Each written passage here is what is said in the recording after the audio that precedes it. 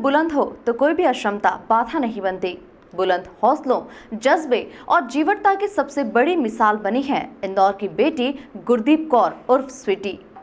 गुरदीप बधिरांध है, यानी वो बोलने, सुनने और देखने में असमर्थ है। लेकिन गुरदीप ने माध्यमिक शिक्षा मंडल भोपाल की हाई स्कूल परीक्षा पास कर एक मिसाल पेश की है।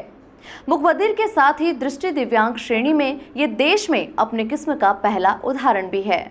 मुखबधिर और दृष्टि दिव्यांग गुरदीप कौर ने एमपी बोर्ड की 10वीं कक्षा पास की है। गुरदीप की यह सफलता इसलिए मिसाल है क्योंकि उसने अपनी तमाम क्षमताओं को परास्त करते हुए इसे हासिल किया है। गुरदीप अपनी सफलता से बहुत खुश है और इसके लिए वह अपने परिवार, अपने गुरुजनों और इंदौर के अधिकारियों को श्रेय देती हैं।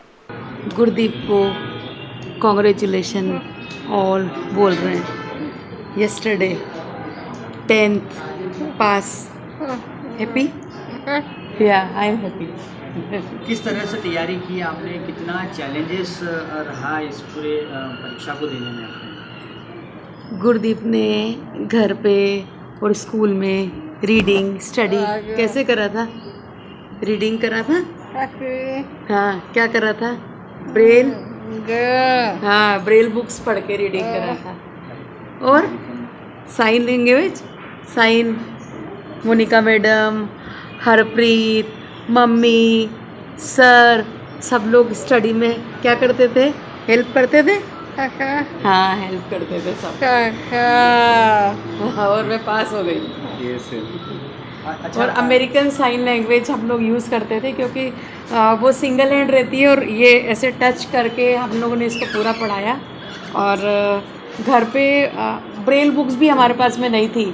दिसंबर में ब्रेल बुक्स हमको बड़ी मुश्किल से मिली है, तो जो हम लोग नॉर्मल बुक से पढ़ते थे और घर में जाके जो उसकी सिस्टर है वो उसका पूरा ब्रेल में कन्वर्ट करके उसको रीडिंग मटेरियल तैयार करवाती थी और फिर ये रीड करती थी और नेक्स्ट डे पूरा होमवर्क करके आती थी हमारे पास में और फिर से हम रीडिंग करते थे, साइंस पढ़ते थे, सोशल स्टडी पढ़ते थे और इंग्लिश लिटरेचर पढ़ते थे, लिटरेचर सब पढ़ते थे और डेली प्रैक्टिस करते थे। और बाद में एग्ज़ाम हुई तो उसकी जो राइटर थी ना वो भी डेफ थी, तो गुरदीप उनको साइन में क्वेश्चन समझती थी, आंसर बताती थी, फिर वो ग्रैस्प करके लिखती थी और ऐसे हमारा सब चलता रहता था। गुरदीप इंदौर की आनंद सर्विस सोसाइटी मुखबधिर संस्था की छात्रा है। संस्था ने ही गुरदीप को ब्रेल लिपि, सांकेतिक भाषा और टच लैंग्वेज सिखाई और इन्हीं भाषाओं में उसकी हाई स्कूल की पढ़ाई शुरू हुई। गुरदीप को हर चीज़ को छूकर समझाना पड़ता है। इसके अलावा शब्दों और विषयों को हाथ के स्पर्श और ब्रेल लिपि के जरिए एहसास कराना होता है। हर दिन 2 से 3 घंटे की क्लास के दौरान टीचर्स के अलावा एक अन्य सहयोगी भी गुरदीप को ब्रेल लिपि समझने में मदद करती थी। उसे परीक्षा दिलाने के लिए कक्षा 9वीं की एक मुखबधिर छात्रा को राइटर के रूप में तैयार किया गया, जिसने इशारों और साइन लैंग्वेज की मदद से परीक्षा में प्रश्नों के उत्तर लिखे। यहाँ बता दें कि शासन के नियमों में मुखबधिर बच्चों को केवल सामान्य विद्यार्थी ही राइटर मिलते हैं, लेकिन गुरदीप के लिए सांसद शंकर लालवानी, इंदौर कलेक्टर इलैया राजा टी व अन्य अधिकारियों ने नियमों में परिवर्तन किए। गुरदीप कौर का जो विषय था बहुत ही जटिल था क्योंकि ये डेफ, स्पीच इम्पेयर्ड और ब्लाइंड, तीनों तरह की दिव्यांगता। जब हमने माध्यमिक शिक्षा मंडल को अप्रोच किया तो काफ़ी चुनौती थी क्योंकि वहाँ पे राइटर्स गाइडलाइन जो है सिर्फ ब्लाइंड के लिए है, डेफ, स्पीच इम्पेयर्ड और ब्लाइंड, बहुविकलांग के लिए नहीं है।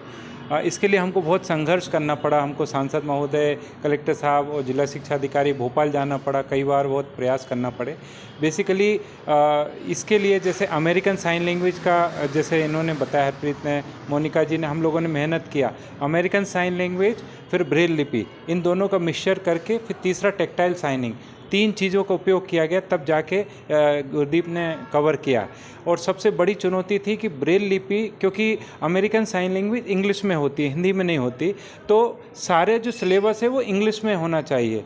अब वो जो ब्रेल लिपि में भी जो लिटरेचर अवेलेबल है, किताबें, वो हिंदी में अवेलेबल है, इंग्लिश में नहीं है। तो हमको दिसंबर तक मिली। शायद यदि और पहले इसको पुस्तकें मिलती तो ये और अच्छा बड़ा और बहुत मेरे ख्याल में बहुत अच्छे नंबर और भी आ सकते थे। पास होना ये बहुत बड़ा माइलस्टोन माइलस्टोन अचीव किया है।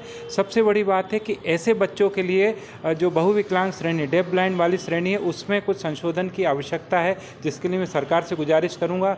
गुरदीप जैसे और भी बच्चे हैं, ये इसने कर दिखाया कि मैं सब कुछ कर सकती हूँ। ऐसे कई बच्चों के लिए रास्ते खुलना बाकी है। मेरी मीडिया के माध्यम से अपील है कि और भी कुछ इनके लिए फैसिलिटीज़ दी जाएँ ताकि ये बच्चे आगे बढ़ सकें। गुरदीप प्रदेश की ऐसी पहली दिव्यांग है जो बोलने, सुनने और देखने में असमर्थ है।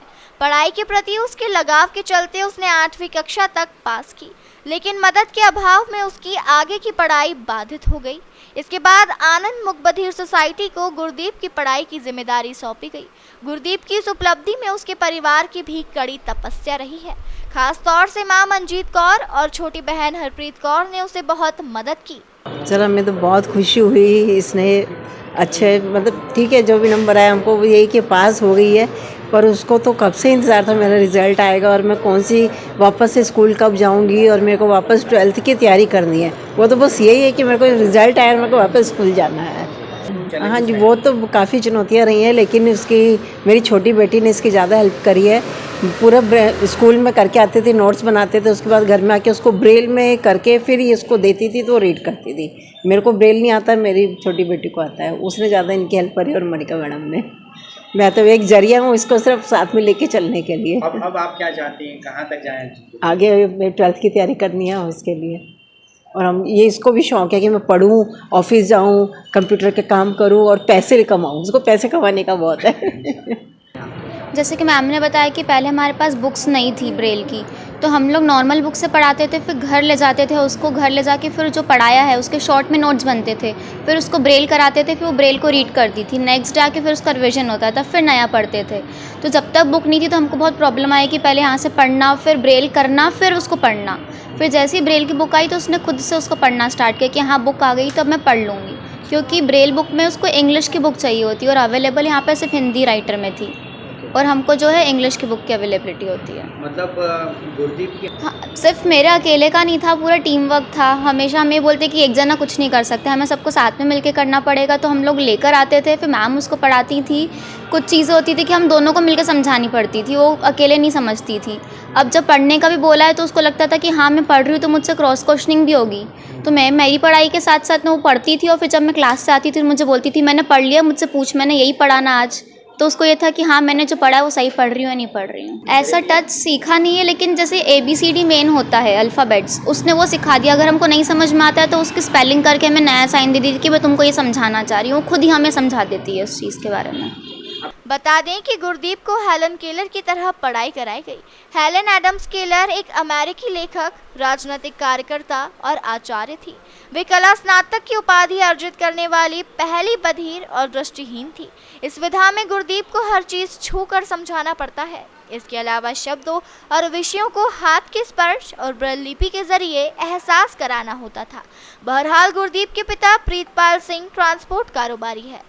वर्ष 1991 में उनके यहाँ जुड़वा बेटियां हुई थी, जिनमें से एक का निधन हो गया था और दूसरी गुरदीप थी, जिसे इंक्यूबेटर में रखा गया। लेकिन लापरवाही से इंक्यूबेटर में अस्पताल स्टाफ ने गुरदीप के आंखों और कानों को कवर नहीं किया, जिसके कारण गुरदीप मुक बधिर और दृष्टि दिव्यांग हो गई। पर आज उसकी उपलब्धि पर पूरे शहर में उसकी चर्चा है। इंदौर से द नेशन टाइम्स की रिपोर्ट।